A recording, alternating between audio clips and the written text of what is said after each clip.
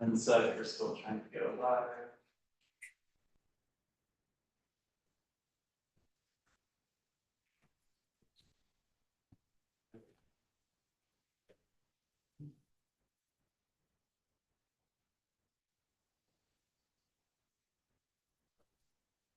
All right, we're good.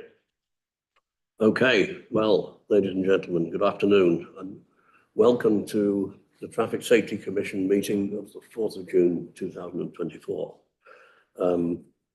We'll start with a roll call, and we've had apologies from Paul Maxwell, who's at a graduation, which I assume actually isn't his own, but Never know. we wish him well. We also have perhaps the youngest member of the audience I've ever seen here, which might be very handy if we have IT problems.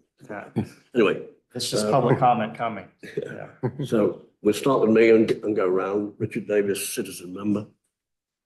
Robert Arias, citizen member. Steve Weiss, citizen member. Ryan McLean, staff liaison. Ann James, interim public works director.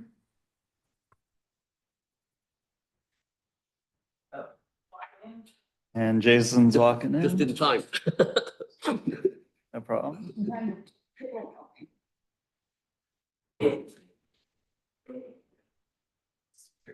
Okay, thank you. Jason Glevin with the PD. Welcome. Okay, if we go on to item 3, which is public comment, and Mr. Prozek, perhaps we'll have you first.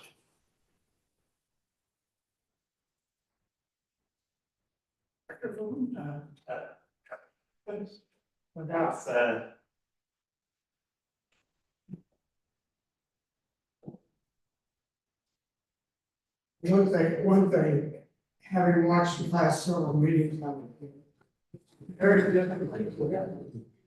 It's not somebody. People were called on, people were, people were, just, it really was hard to tell who was talking a lot of times. Good afternoon, I'm Jack Prosek, a 47-year resident in Pleasant Hill. I live on Bifrost Avenue, just off of North, just north of Taylor. Just for context, and under public comment, one item that's not under your agenda specifically or explicitly, and that is I've been pushing Ryan primarily, maybe a couple other people, at trying to see some action to improve the or reconstruct the sidewalk on the south side of Taylor Boulevard from the new traffic signal at Civic to Lucille Lane. It's in absolutely horrendous condition. It didn't really matter because it didn't really go much anywhere before. But now that you got, and are actually encouraging people to walk from Lucille and Taylor to Civic and Taylor, as far as ADA compliance, I mean, it's a -10 or maybe a -100. So that's it as far as my public comments. I have comments to make on 2 other items on the agenda. Thank you. Thank you. Thank you very much, Mr. Prozek. We also have 2 topics raised by email to Ryan, and I'll hand over to you, Ryan, to outline what those are, although obviously we can't deal with them today directly.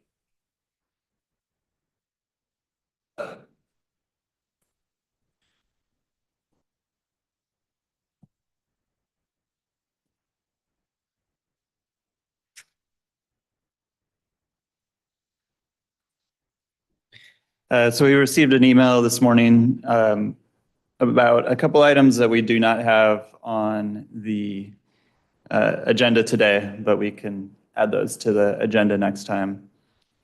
One was to adjust the traffic lights and these were both from Bill and Jennifer Sawyer. And the first was adjusting the traffic light at Gregory and Moiso which is also the entrance to the senior center parking lot. And they were talking about the conflicts between turning vehicles and the crosswalks. I think both across the driveway and also across Gregory. So right now, those are permissive turns that cross, so they don't have like a dedicated turn arrow. So pedestrians are crossing at the same time. People are making left turns across. The second item that they wanted to discuss was adding a new crosswalk at Doris Drive and Linda Drive, which is over by the Goodwill and Salvation Army. And so there's kind of a high volume of pedestrians that cross there. And we actually did look at doing a crossing with beacons there at one point, but due to funding constraints, we did not get that in. So it is on our list, though.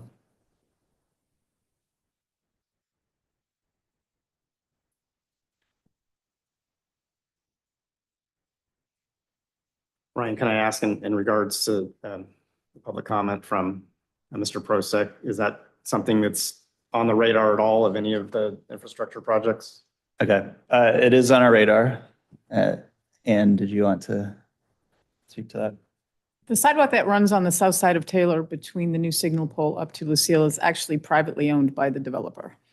The city attorney's office is currently working with them to have them as temporary repair it. Coming up in the upcoming CIP is we're coming out with a design project to decide what side of Taylor is going to be the best side of the street to put in the gap closure between Lucille and the new sidewalk at Civic. So it will be addressed. And in the interim, in the short term, we're pushing the property owner to at least, it won't be ADA compliant, and we're aware of that. But that side of the street may not be the best side of the street based on the slope and the condition to put in an ADA sidewalk. And since that sidewalk is actually private, put in by the property owner, there's a bunch of legal issues that go on. Do we put an unfair burden on the property owner? Do we take it over as a city sidewalk? And if that's the case, and we are going to do that, then maybe we want it on the other side of the street because it makes more sense for a whole bunch of reasons.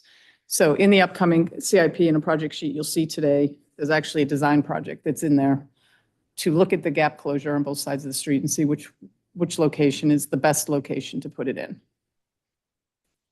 That is right across from the Civic Center, if I'm visualizing this properly, right?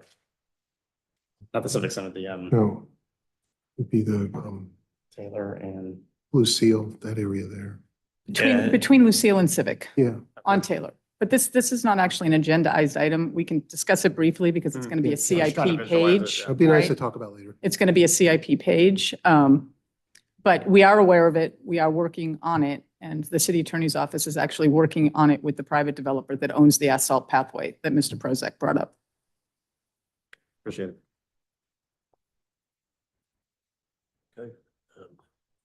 Any further comments from anybody? Sorry? Comments? Any further comments from anybody on that? Okay, we'll move on to the minutes of the last meeting on the 7th of May. Has anyone any corrections or comments on that?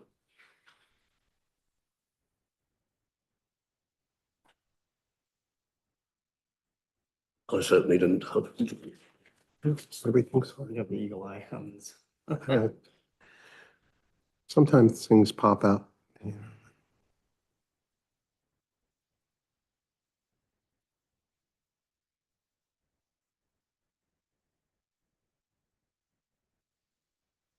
Did you, Ryan, want to make any comments on the points that were made at the time?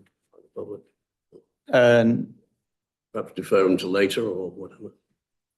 Well, so we did have a couple of comments last time, and we did just mention on those, again, that we're not on the agenda. So, but just wanted to give the factual update on them without discussion.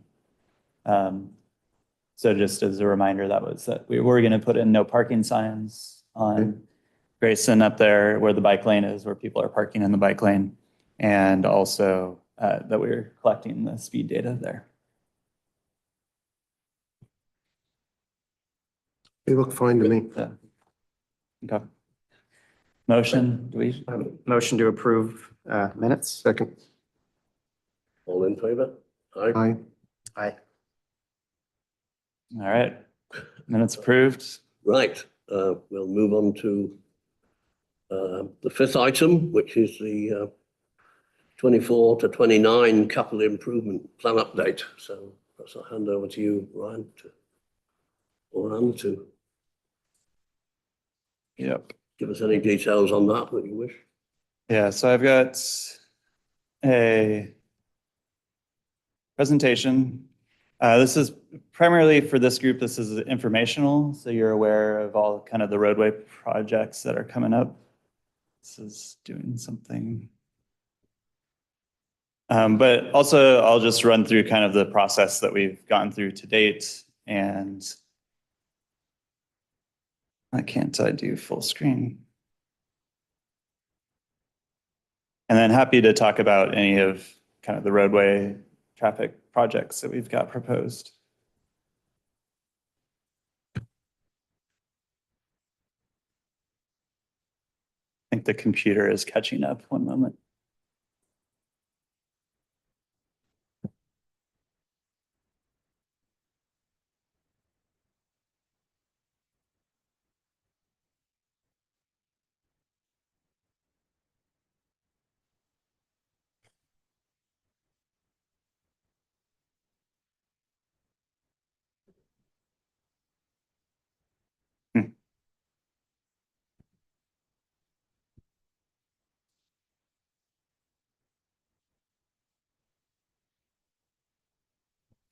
Well, it does not seem to want to go full screen.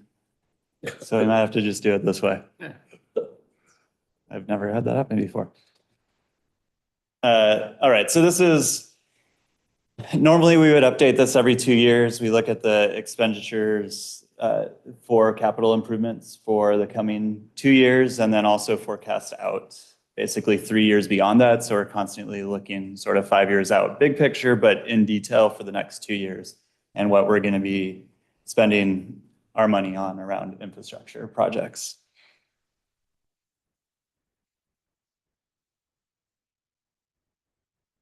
So so this would be considered the fiscal year 24 to 29 capital improvement plan. Again, really looking in detail at the budget and assigning dollars to projects for the next 2 years. That'd be fiscal year 24, 25 and fiscal year 25, 26. That amounts to about $26 million. That includes a couple of grants that we got, and then all the other sources of revenue that we have. And then forecast out to fiscal year 2028, 2029. That 3-year forecast is really a list of unfunded projects at this point. So that's how those are categorized in there. So an overview of the process. So back on April 2nd, this went to the executive team. So that's made up of the city manager and sort of his key staff to look over the program, discuss projects, kind of look at what else to include. Apologize for the font, that fixes when it goes to full screen, but then it went to the Planning Commission. That was just last week, and they looked at it for general plan consistency. So basically similar to what they did for the bicycle and pedestrian master plan. If you remember, they look at our new 2040 general plan and make sure that this CIP aligns with that. This order got switched. We're now here on June 4th. So for the Traffic Safety Commission meeting, it basically says identify safety priority for new projects. So mostly again here, just to make sure that you all are aware of the capital improvement projects that are being proposed, just because a lot of them relate to this commission.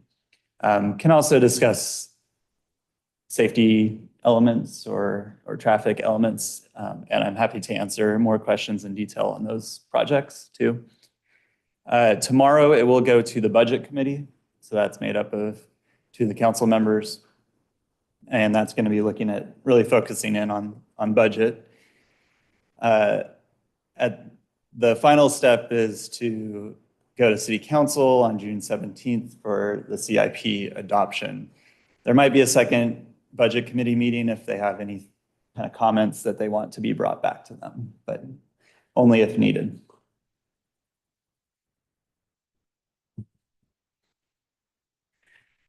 So kind of the various pots of funding, I apologize, that's pretty hard to see at the bottom there, but just running from left to right, we've got general fund, we've got traffic mitigation fund, which that all depends on the developers that come in over the next couple of years. So that's why that's not showing up with any.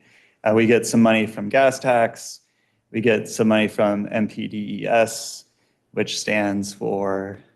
National Pollutant Elimination Drainage System. Thank you. Discharge, is it? No? Yeah.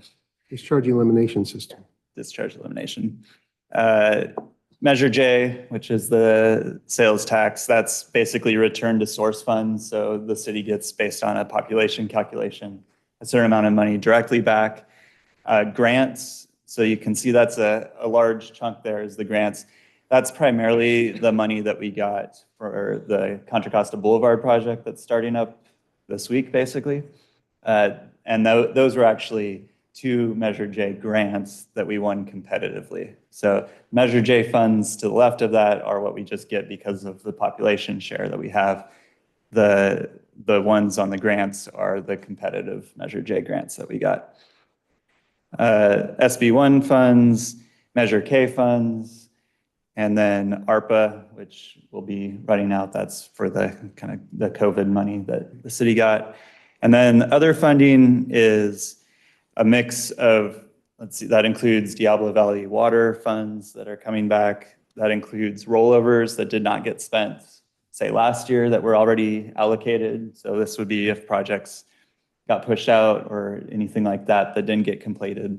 That money is already allocated, but we're going to be spending it in this next fiscal year. So all of those add up to 26 million over the next 2 years. So for Measure K, we've got 11 million coming back in, and that includes various pots of money that you see up here. So that's street resurfacing, 7.5 million is going towards that. Library maintenance is a little less than 900,000. Storm drain improvement program. So this is actually adding in new enhanced facilities for storm drains is 1.8. Ped and bike program, 455,000. And then library Monday hours is actually getting funded directly from Measure K to have the library open on Monday.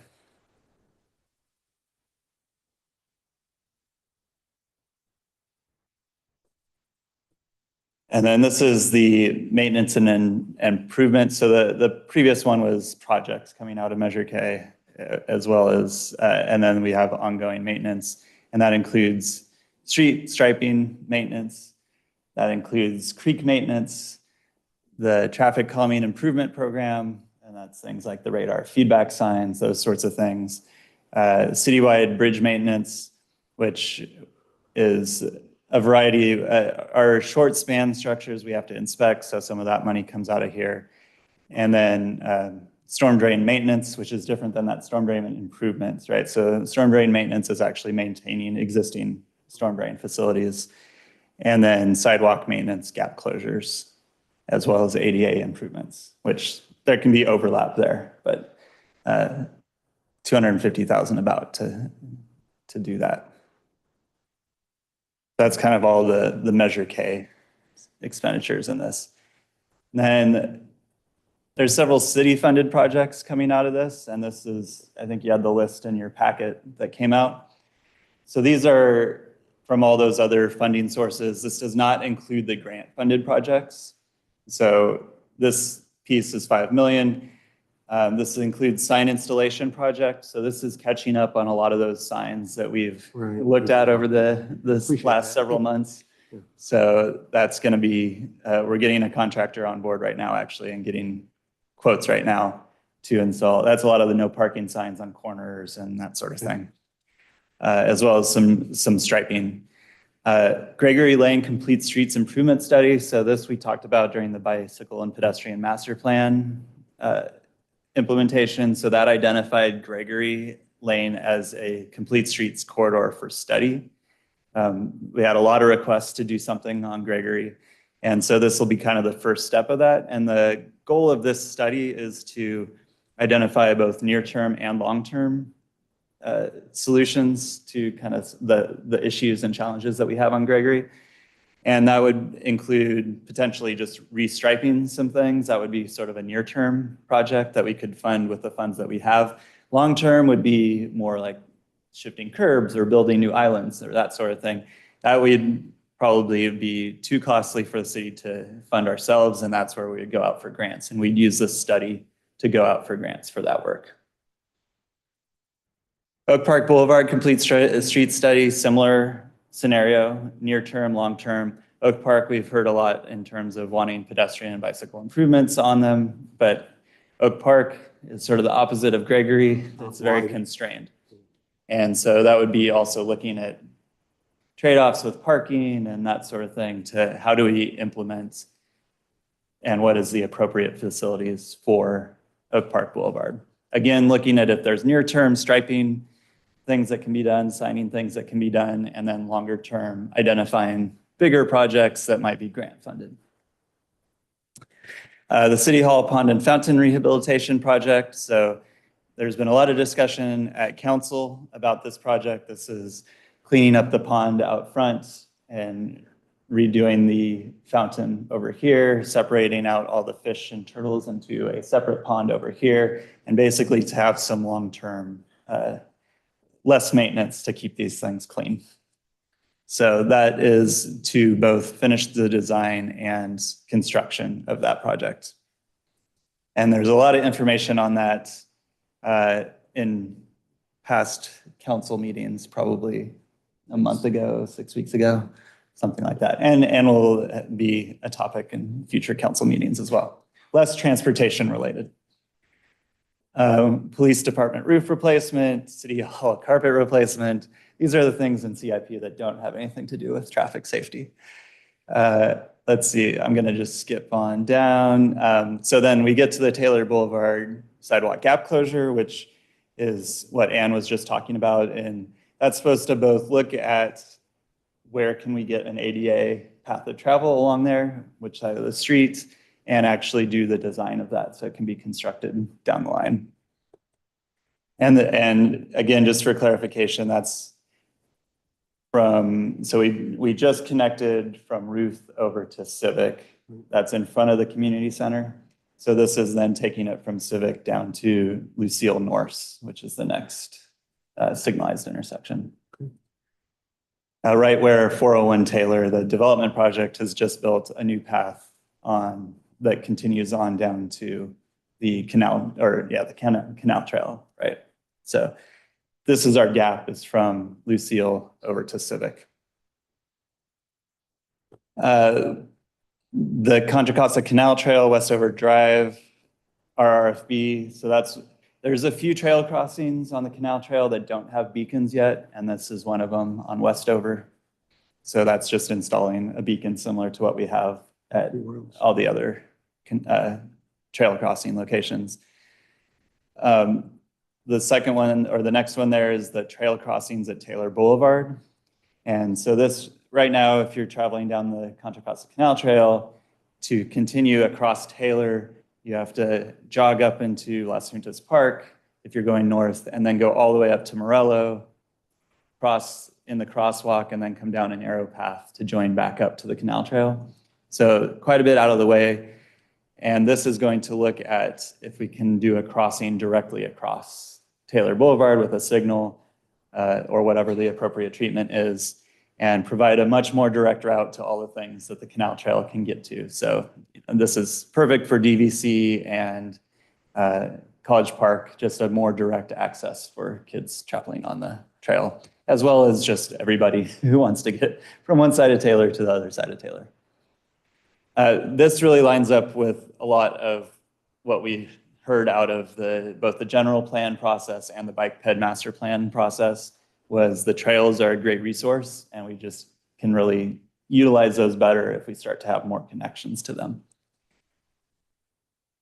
We've also got citywide traffic data collection. So this is actually going to provide us with speeds and traffic volumes. And I think I've talked to this group about that before for the entire city on any streets by time of day. And this is using various sources of like GPS data that cars have these days. So makes it much easier to kind of track where maybe our traffic calming areas of need are. Also would be working with the police department to give them that information if there's certain areas that could use some additional enforcement. And then we can get updates on that every 30 days, basically. And so we can then see how anything that we've implemented actually changes those speeds. So kind of a newer technology to be tracking that information that we like to talk about in this commission. Pleasant Hill Climate Action Plan is a plan that we're required to do. So this is just looking at kind of a sustainability resilience as it relates to climate. And so this will be a plan, a sort of an action plan with that. And then Pleasant Hill Underground Utilities Study is to look at where we need to underground utilities and kind of prioritize that. My street. Yeah. After 5 blackouts last year. Really? Yeah. Yeah. Well, unfortunately, you're not the only one. I know. I was just mentioning I that. know. Can I ask, Ryan, is the traffic data, is it coming from cell phone data collection? Or? So this is actually, they're using primarily in-vehicle GPS systems. Oh, right. So, and the reason for that is the cell phone data, especially in the smaller neighborhood streets, it's often more difficult to differentiate between like a bicycle and a pedestrian where, you know, speeds are slower. So looking at what's available out there, it seems like the GPS systems in the cars is the most reliable for specifically vehicle data or vehicle speed data. And this is a third party that sells the data to municipalities like. Yeah, I mean, there's multiple parties. There's many ways. It goes from the manufacturer out to a data aggregator, then gets bought by someone else who assembles that into the product that they're So providing. how disaggregate can that get? Can it? Sorry? Will you be looking at average daily traffic or, you know, annual average? Yeah, it's supposed to be able to give daily traffic and actually by time of day, like in 4-hour chunks. And obviously on streets that have more vehicles, that data is going to be a little bit, we're going to have more data points. Right. But this is the first time that I've seen it promise that you could get like local street level speeds from this data. Can you then draw whatever you wish from that? Yeah, you can get some of the raw data, but really there's a web portal that you can go onto and look up that data. It just seems an incredibly reasonable price for it. by Yeah. the other methods you ever use. Yeah, especially exactly. So the alternative to this is you go out and set up tubes everywhere. And that in the past, you know, we spend that money just getting a few of our arterials and we're missing a lot of where we get the traffic coming to. Yeah. Yes. So I'm pretty excited about it, especially with regard to being able to then go back and see how that has changed. Like we'll actually get data for the past year so we can look at some of these areas where we've put in the speed humps at the intersections and see if that made or what sort of difference that's making. So When people inquire about, you know, traffic counts on their street, you'll have almost real-time access, you know, to You these. will have it. Yeah, yeah, Awesome. that's good. yeah. That's awesome.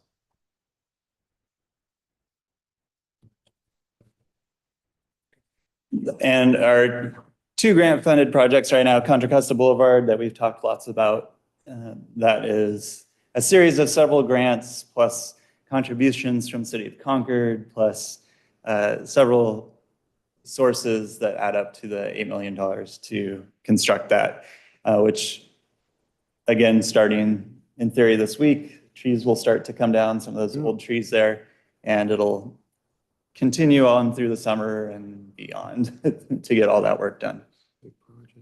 And then the other project up here is the Monument Boulevard I-680 Ped and Bike Improvement Project.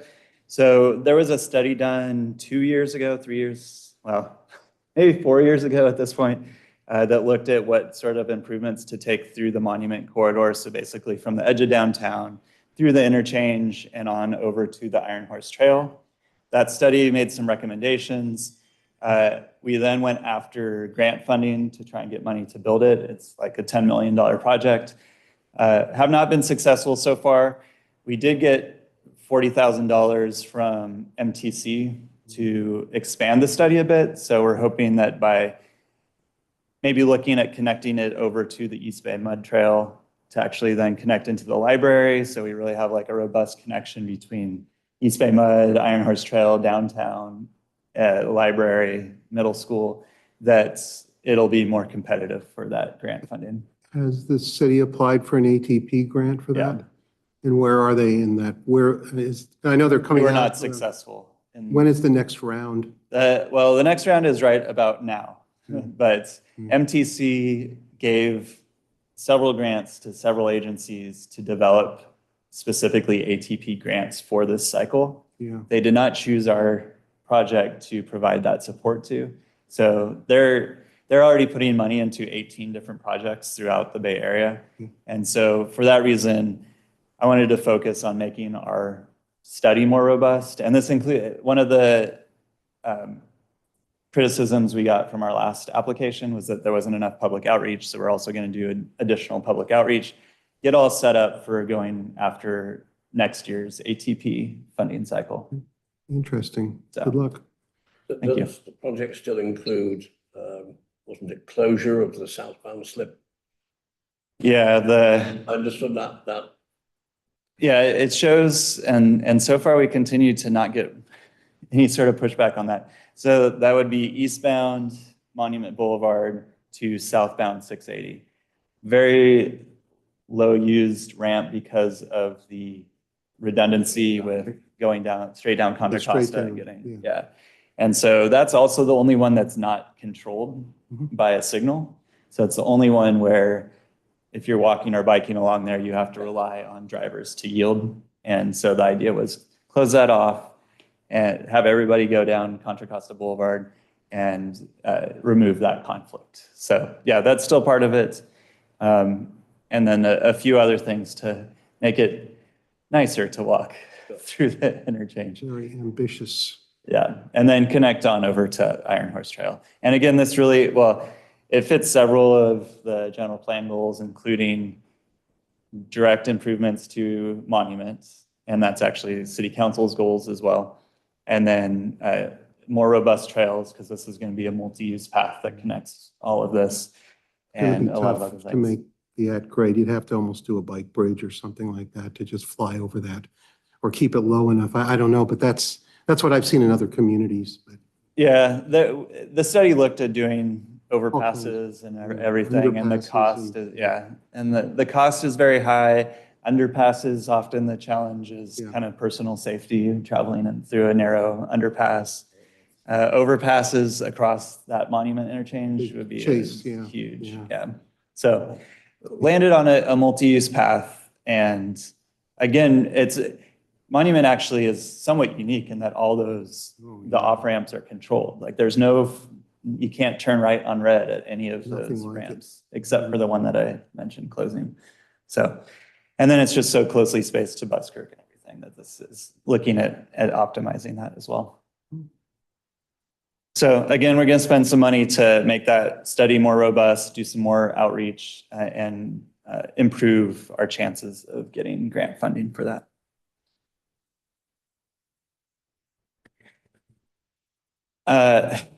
This is just in here. This is compliance with the general plan, and the column on the right, you don't actually have to read any of this, but it's just to show where each of these projects kind of fell within the general plan goals. And so it's almost like a bar chart in terms of like where we've hit a lot of the goals with this. Traffic. Yeah, so TC is the transportation and circulation elements. PFS is public facility services and infrastructure.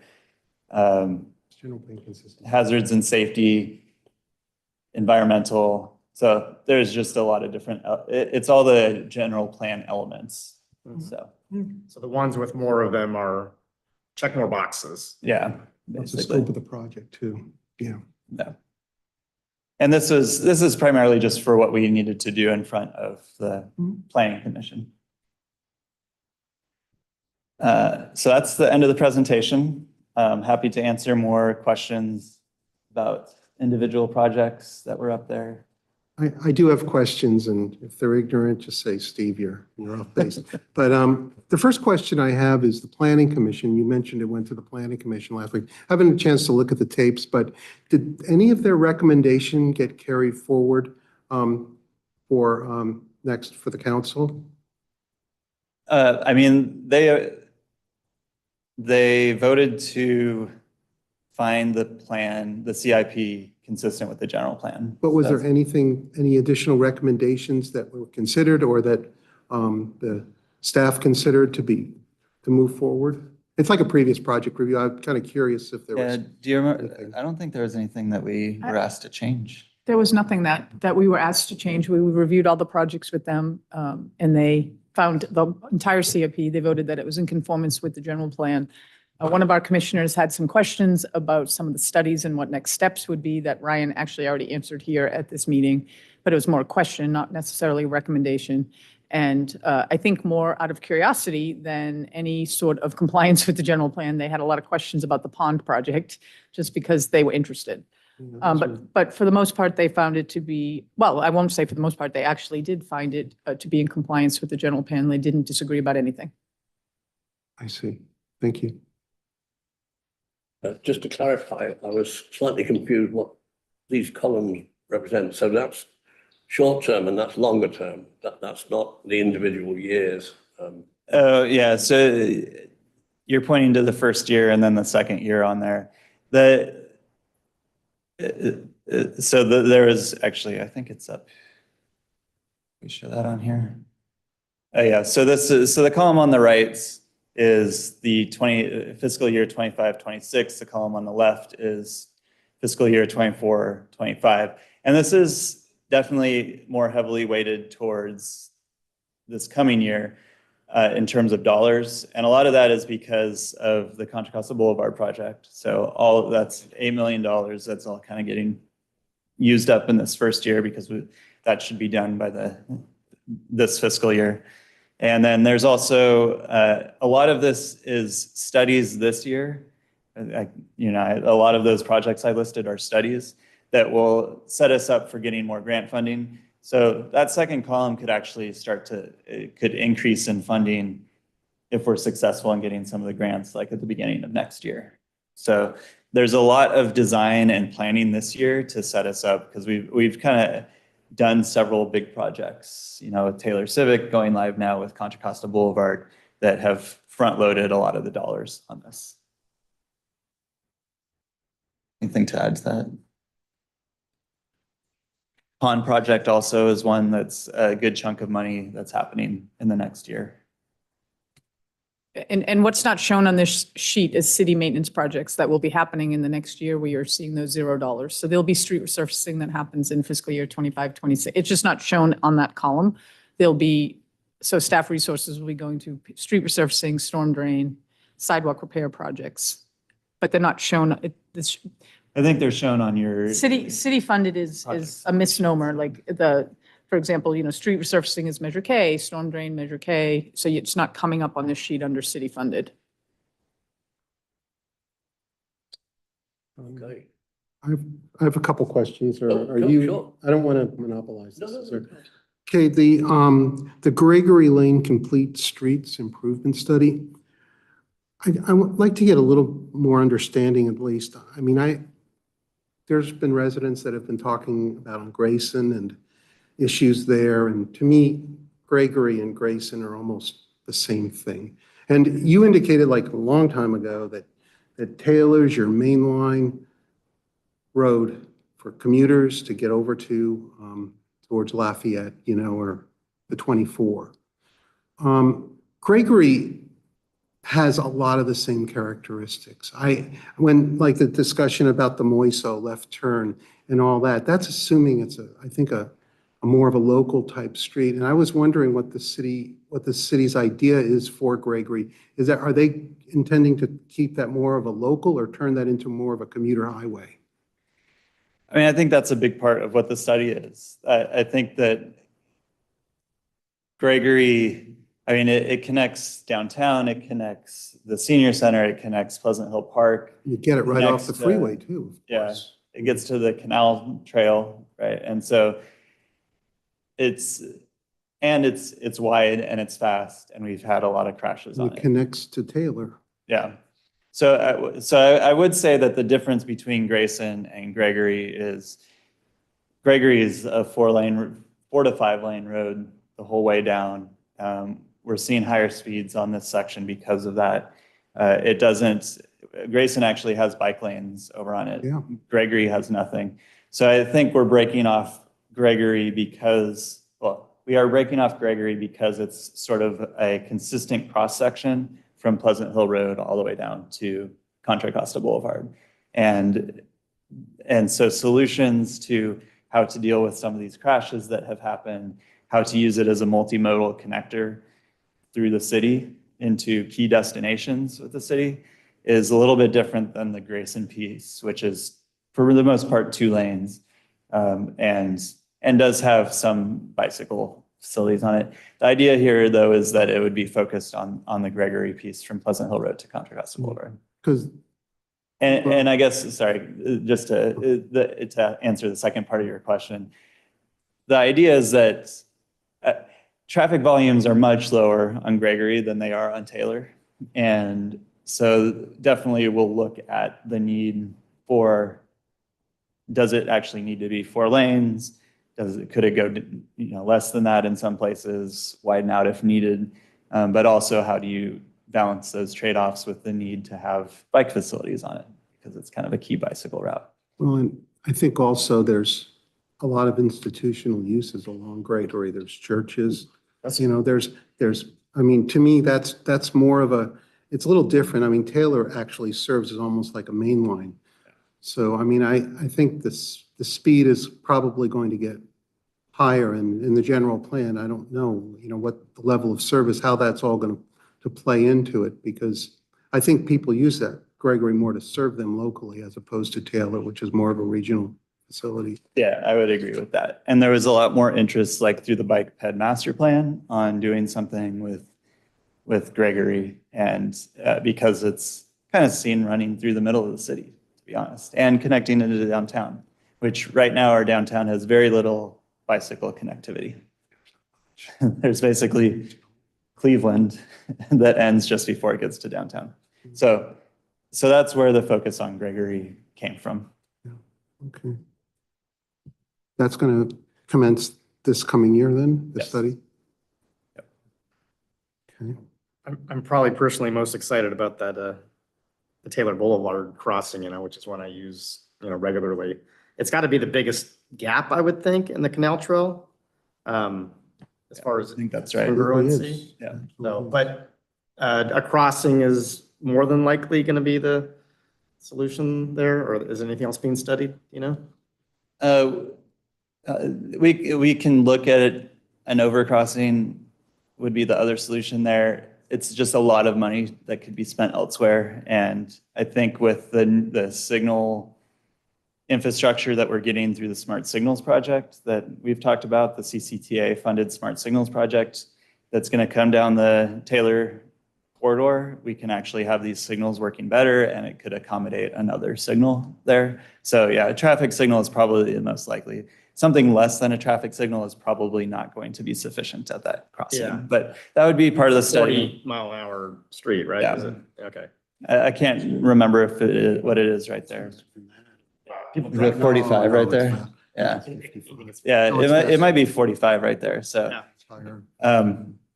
and then the other piece of that, there's a lot of different stakeholders there because of the canal trail, and there's some federal property in there. So that's another part of what this study is going to be looking at is starting to do that coordination.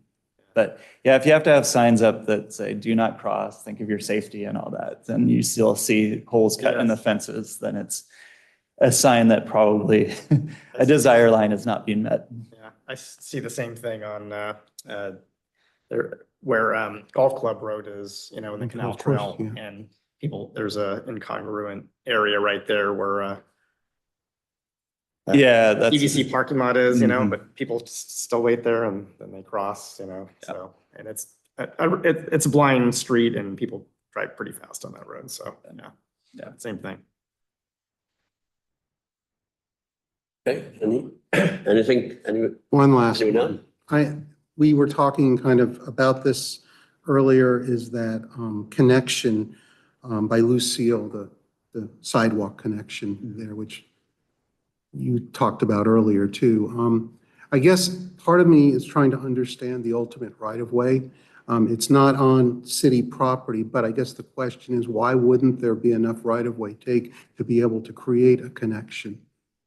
There definitely could be. That's going to be part of this design that comes out of it. Okay, because the So- developer, I mean, that doesn't do any good to them. I mean, everybody has their ultimate right-of-way, so this one is a little bit confusing to me. I'm not trying to understand it, that's all. Yeah, and property owners are responsible for the sidewalk in front of adjacent to their property. So that's why we've have ongoing discussions with the property owner there, but also want to be looking at the accessibility and what provides an accessible path to travel for pedestrians traveling along there. Thank you. That's all for me. Okay, shall we move on to, Just public comment. oh, okay. Of course. Jack Prosek, again, longtime Pleasant Hill resident. I went on your website and with the agendas, and the only page that printed out of this whole presentation was the one sheet. I don't know what your intent was, whether to provide all that information or not, but that's what I got. Measure K funded programs. Interesting, you got about $11 million there. That's about the total amount of income that Measure K is going to produce over the next 2 years.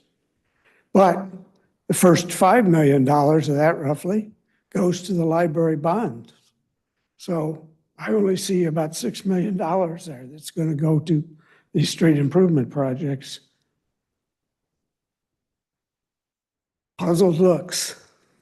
You're talking, we're listening. Specific projects, I have some questions on, and you talked about these a little bit. Trail crossing at Taylor Boulevard. Quite frankly, when the housing project there on the southeast corner of Morello and Taylor was going through the approval process, they tried to strong-arm the developer into providing a bridge over Taylor Boulevard for that. That didn't work. But the city really screwed us all over. I don't know why, but they approved a half-width sidewalk there. It's not an asphalt path.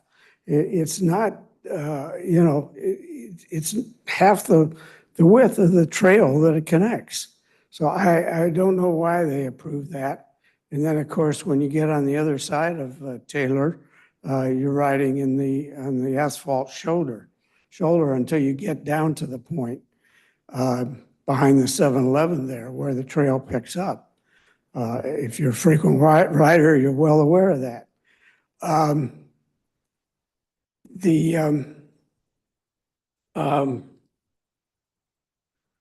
It's a difficult situation, and especially since they didn't require the developer there to put in a full trail width path, or at least a 7-foot wide path along Taylor Boulevard, which I thought they indicated was going to happen when they took out all the trees that were along there. As far as the Taylor Boulevard sidewalk gap, you really need to go out there and take a look at it. On the north side of the street, there's a severe drop-off as you approach Norris Drive. I would guess there's a great difference of 12, 15 feet there between the edge of the pavement and the parking lot at the Deutscher offices there. particularly at 399 Civic Drive. And it would have been helpful, it would be helpful, I think, for other people looking at this list of projects to have a reference to whatever documents. I know in the past there have been specific documents that detailed each of these projects. And the other one that's not a traffic item, but caught my eye was that I'm surprised to see the community center listed under the generator project, because the community center is owned by the Rec and Park District. So I'm not sure why the city would be involved in funding of that. So those are my comments. For what they're worth, take heed. Thank you very much, Ken. Thank you. You know, the Measure K, I really don't want to, I'm not befuddled. I just think it's going to go to the Budget Committee tomorrow, and I'm sure they have a solution for restructuring debt and other things like that. So something like that, I would defer to them, because I trust they're going to make the correct decision on that. Yeah. And I will say that that was the only attachment for the agenda. The full CIP that will have all the project sheets that you're talking about that have references to all that that's what's going to go to City Council. It'll be in the agenda packet with that, as well as Budget Committee. Correct. So it's just that in terms of the process of going through the various commissions, at this point, that's what we had to share.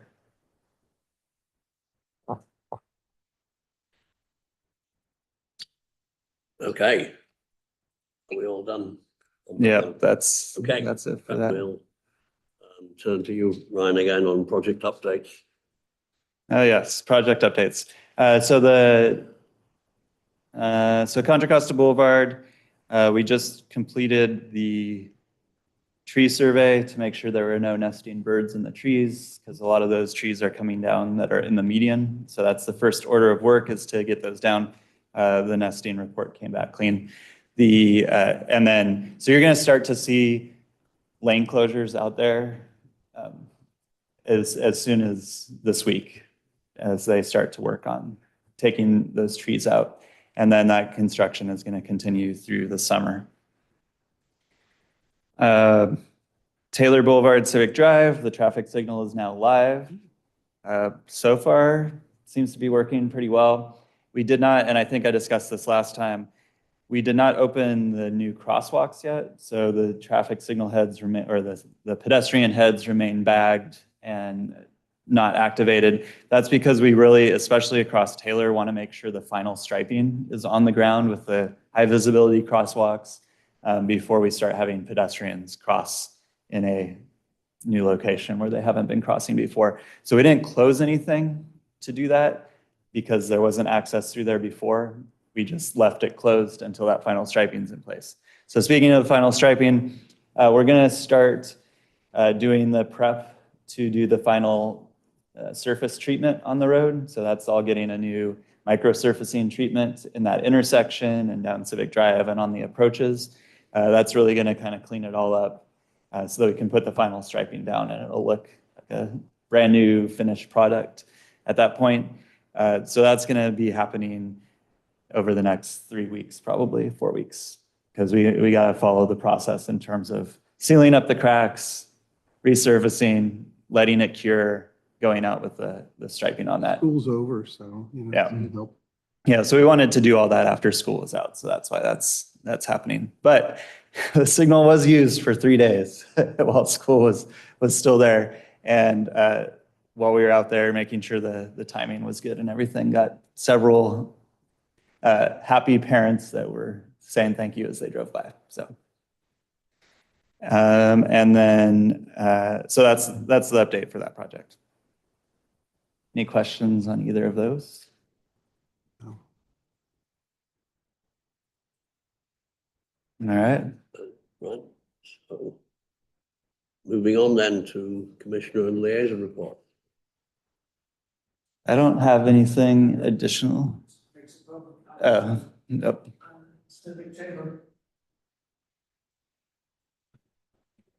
Jack Prosek again. On the Civic Taylor thing, I think the people are really excited about using that new intersection, the new traffic signal. It's been a long time coming, probably 10 years. It's been on my agenda. And I'm looking forward to it reducing the amount of cars that come down to North Drive and back up the traffic on North Drive, especially in the morning school drop-off period. I've written 2 emails to Ryan and asked a few questions about the installation, one of which is you only put 1 signal head over the 2 through traffic lanes for the eastbound traffic, whereas you put 2 over the westbound lanes. And the speed coming from the west is higher than the speed coming from the east. In fact, I saw the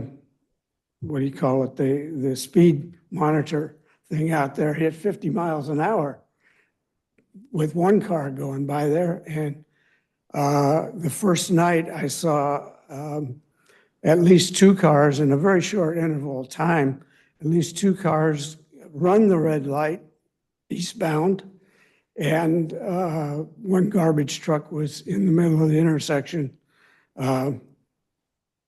in the same eastbound direction. And also noticed that there was when the signal was red for Taylor Boulevard, that the people who have been long accustomed to making that right turn, what's now a right turn on red, did a California roll stop through that intersection. They slowed down, but they had to slow down in order to make the turn, but they didn't heed the fact that that's now supposed to be a stop before they make that right turn. So just wanted to call those things to your attention. Okay, thank you. Just regarding the signal head, the difference between the eastbound, there is a left turn signal head on the mast arm.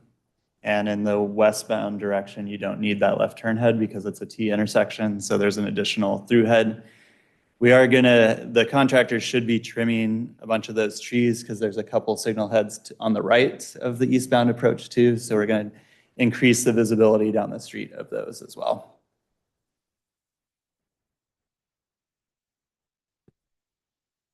But overall, it's a huge improvement.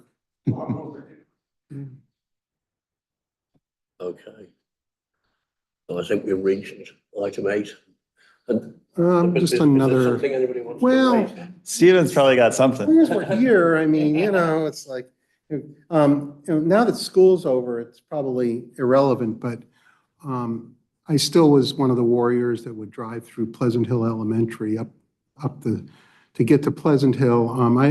I wasn't sure, Ryan, if you've had a chance to assess that the stop sign, the speed table / and then the stop sign that's right in front of the Oak Park Community Center, and with the crossing guards staring at people. And I don't know how that's all going, because as I said, I've seen traffic back up more onto Pleasant Hill Road since that went in.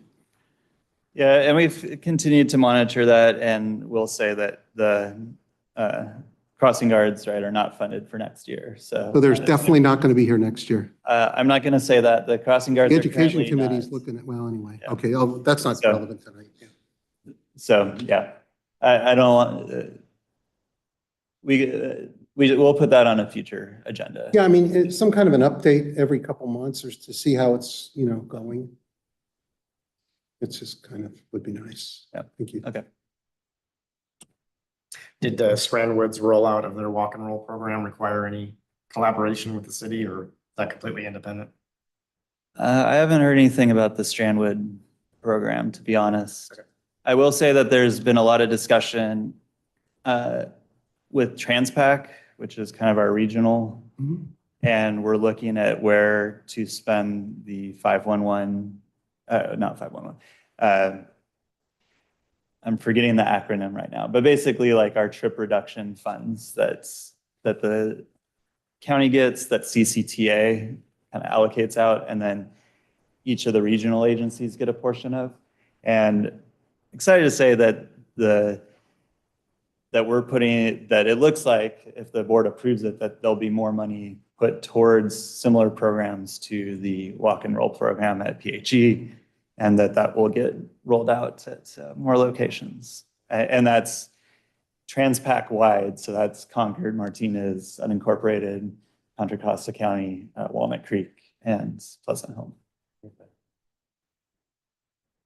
That would go toward, again, safer routes and, just program. This is probably primarily programmatic funds. It's not a huge amount, so it's more just kind of to kick off, to implement sort of like the software side, the trinkets, publicity, all that sort of thing. So it's more on that side of things.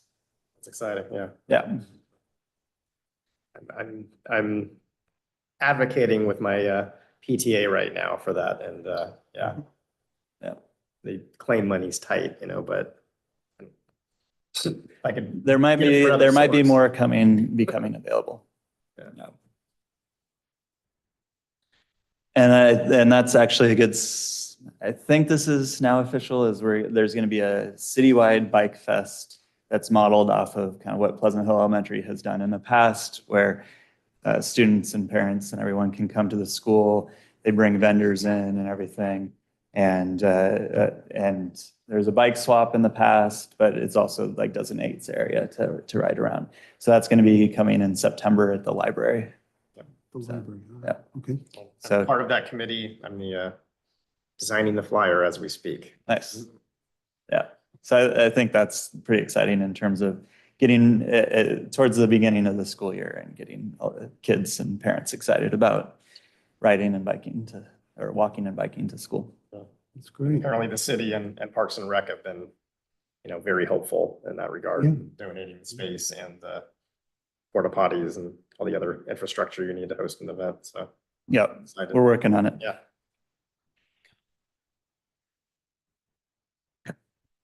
All right, that's it for me. Thank you. Is there anything else anybody wishes to raise? No. Okay, well, thanks everybody for your contribution. Always goes in to help and make this process work. So thank you again. Thank you, Mr. Chair. So we're adjourned.